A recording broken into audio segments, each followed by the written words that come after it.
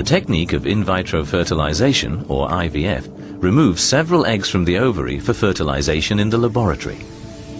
After a few days, 1 or 2 of these fertilized eggs, which are now known as embryos, are returned to the uterus in the hope that they implant and become a pregnancy. Women having IVF are given special reproductive hormones to encourage several eggs to develop in the ovaries. Final maturation of the egg itself is induced by the administration of a further hormone.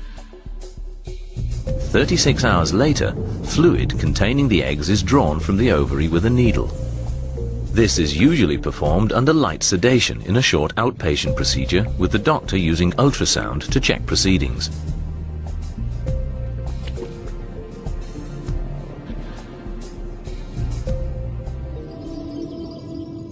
The eggs collected from the ovary are then mixed with a sample of the male partner's sperm, which has already been washed and concentrated. The eggs and sperm are left in an incubator set at 37 degrees for 24 hours, so that fertilization can take place.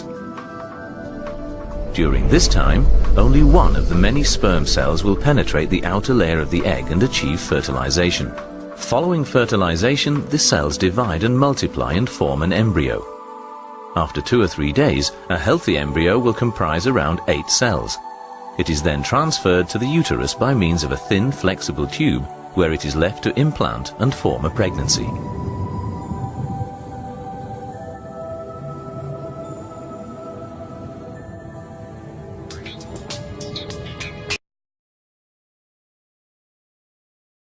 With the technique of intrauterine insemination, sperm is provided either by the male partner or by a third-party donor whose sperm has been stored in a deep-freeze sperm bank.